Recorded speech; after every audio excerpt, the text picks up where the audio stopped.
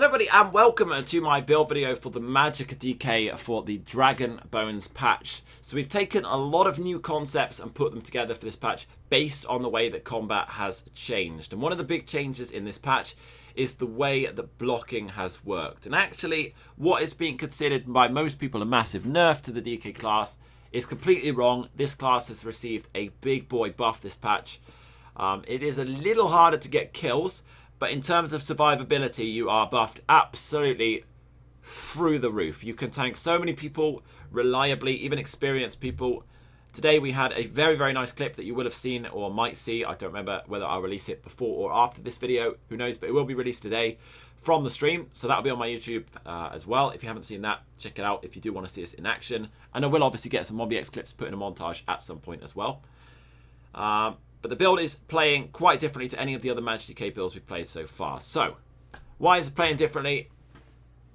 That's why. We have a staff on our bar, and it's not even a resto staff, it is a destro staff. We'll come on to that in a sec.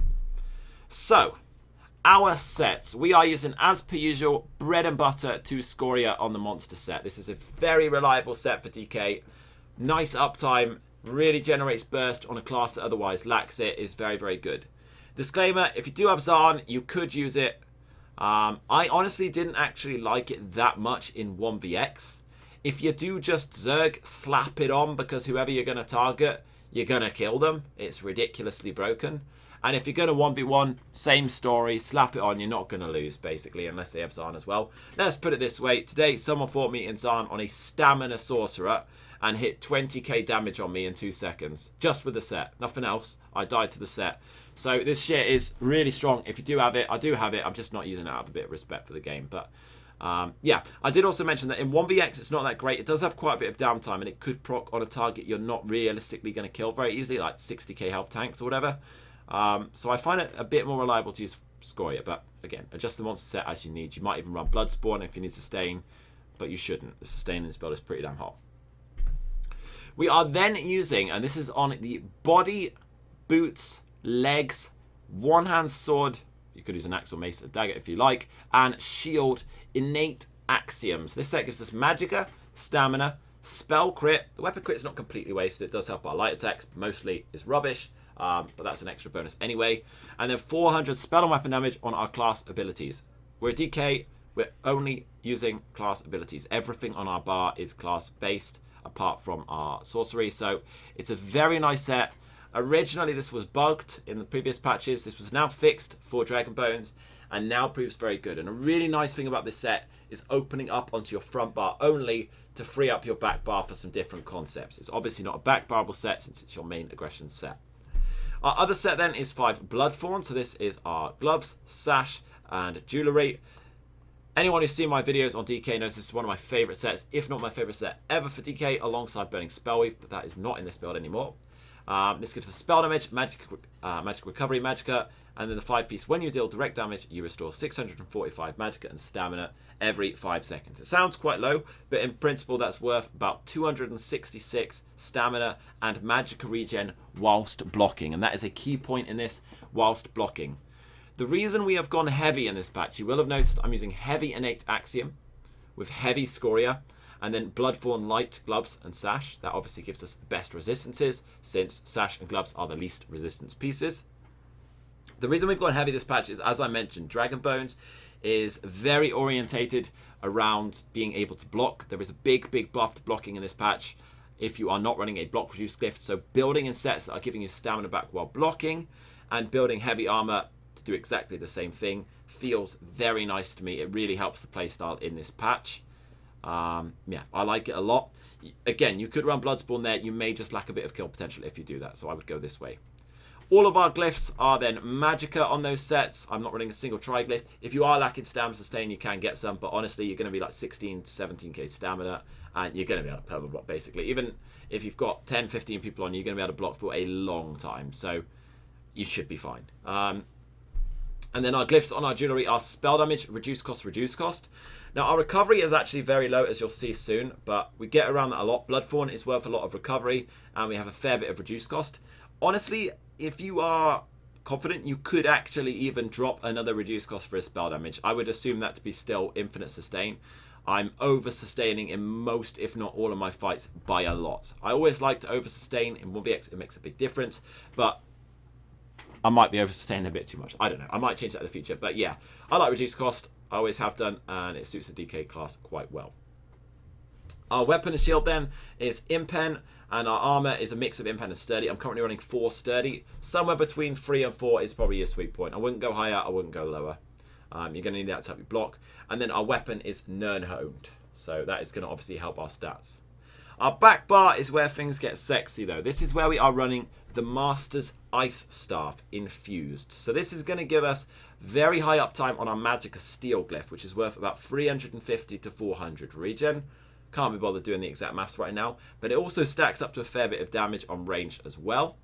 It also is going to reduce the cost of Destructive Touch.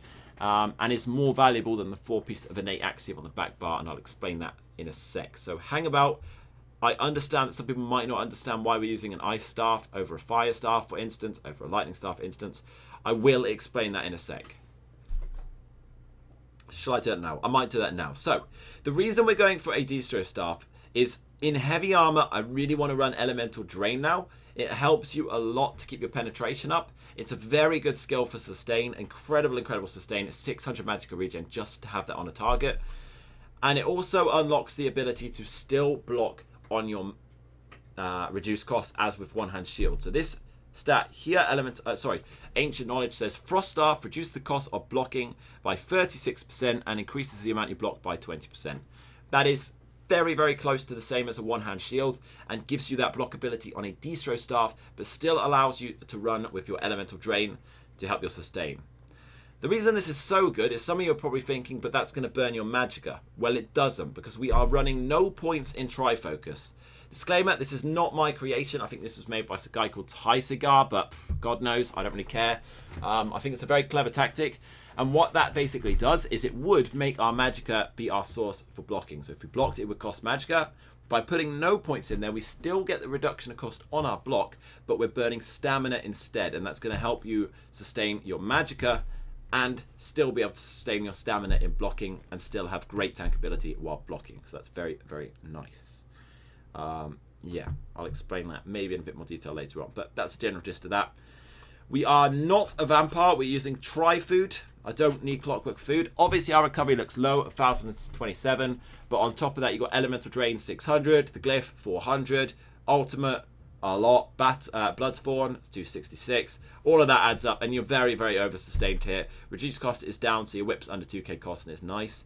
We are then sitting on 1.8k unbuffed spell damage, but keep in mind that you have got Innate Axiom on top of that. So realistically, you are actually about 2.2 to 2.3k unbuffed, which means with the Glyph and all, you're going to be hitting 3k spell damage, which is fine, especially on DK, which is a class that shines in pressure rather than burst more often than not.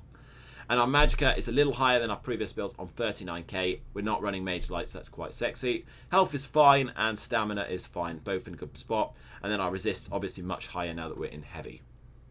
The crit is very nice. It's quite difficult to get crit in heavy armor, but obviously we have a set bonus giving that, and we have a skill giving that on our front bar. So that's a very nice way to keep that. And we're using the Atronach as our Mundus. Race, no brainer, go Dark Elf. Don't change that race. Don't go Argonian. You're just going to be a minus tank. Don't go High Elf, you're going to waste other stats. Trust me, Dark Elf is the race to be for a Magicka DK. Our skills then. So this is going to be a bit more typical with a couple of changes. First, we are running Deep Breath. Again, another big change in Dragon Bones is AoE caps are no longer in the game. What that means is, in the previous patch, when you cast an AoE skill, a skill that hits multiple targets, you were capped at 6 people. And after 6, your damage was heavily reduced. Now that's not the case. So skills that are giving you an AoE heal, sap, and in this case Draw Essence, are very strong. Because if we have a mosh pit on us and we're able to keep our block up, that Draw Essence is giving us huge incoming heals, and that is going to keep you alive very effectively. So I really advise using that in this patch. I would not be able to remove that in this patch at all, in my opinion. Whip is going to be our spammable DPS. Even after the change to this, it is still a solid one. 8.8k unbuffed tooltip is not bad at all, especially when you consider that we have Elemental Drain to support us in this build, and we have such high sustain in our stamina pool, which is where we are shining. We are very tanky, but still putting out pretty okay damage. We'll come back to the middle skill. We're then running Dragon Blood. That's our base heal. Sexy Tooltip on there. And we're running Structured Entropy. The other morph is crap. That's just our major sorcery buff. So easy. And Leap, as per always, is my ultimate of choice. I don't think you want to go Meteor. I think Leap is very gorgeous. And of course, this works with innate Axiom. So that's a nice one to have. Skill number 3 has changed. So in the previous build, many previous builds, I think in fact all my previous builds, I've always talked about Flames of Oblivion. And it is such a good skill still. Definitely invaluable. 1 versus 1 every day of the week. I would say slot Flames of Oblivion. But now again, AoE caps are gone. We're able to build extremely tanky on this class. This class is very powerful in this patch. If we have something like Cauterize, we're set to go, because Cauterize gives you a huge heal over time. This is a very, very powerful skill. It is a massive amount of income and healing. I have taken us to the top of the tower to sort of show you that. So what we're going to do is we're going to cast it. I'm going to jump off. I just missed jumping. How did I manage to land on that ledge? I don't know. We're going to cast it. What happens is exactly the same as Flames of Oblivion. We get this pulse that does a bit of heal instead of damage. And what you're going to see is our big boy heal come in from that dot. And it really stacks up. 5k heals in burst. That's like 1k to 2k health regen. It's literally a Magicka vigor. This skill is very, very powerful if you can keep it up effectively. Big heal over time. Sexy skill. Going to give you a lot more time for offense. On our back bar, again, a lot of changes here. Only 2 skills the same. We are running Volatile Armor, our resistance. It's also going to help pull Nightblades out of stealth. It's got a great dot, great return against melee plays. It's just a brilliant skill. And Embers is going to be there. A lot of DKs have chosen to drop this because it's now dodgeable. Frankly, if you're not able to play against a target that's dodging, you might as well leave PvP anyway. It's still a really good dot, it's still a really good heal, and it still helps. So I still suggest strongly that you keep that. And we're running Shifting Standard as our ultimate of back bar. You can't really get away with running other ultimates here because you want to get the benefit of your innate Axiom. You want to run a class-based ultimate. Magma's crap, and this one is actually very powerful in some situations. All you're going to do is drop that and move to your front bar so you're getting the benefit of your Axiom. So, excuse me. You're still going to get very nice benefit from that. And a 39% defile is very, very strong for a long duration. And if you don't know, Shifting Standard is now completely movable as an AoE banner. That is brutal because you're always going to have it on them. All 3 of these skills have then changed. We are running Shattering Rocks instead of Fossilize. A big, big importance to go for Shattering Rocks this patch. Fossilize, what that does is we CC them and they remain rooted. And that's what we've used through every other patch. This one's always been pretty good in some niche situations, but I preferred Fossilize. Now I think Fossilize is horrible. The reason for that is Whip is now dodgeable on the Power Lash. It didn't used to be. So if someone dodges the Power Lash, we do no damage. We're not going to get our heal. We're not going to get kills. Shattering Rock prevents people being interested in roll dodge. Because imagine you're getting CC'd, you break that and you're rooted. So many people, and quite rightfully so, would try and roll dodge. And sometimes they'd die because of that because Power Lash wasn't dodgeable. But now, you do not want your opponent to dodge. Because if they dodge, you're going to get no damage out. Shattering Rocks really helps with that because what it's going to do is it's not going to root them. Off the bat, I would say 80% of people that would roll dodge instinctively no longer roll dodge. They just CC break and heal. They don't just break that CC. Some things like Stand Blades might, but for the majority they don't. The other thing brilliant about this is it procs off balance as a buff rather than when they're CC'd. And that means you don't have to instantly go for your Power Lash whip.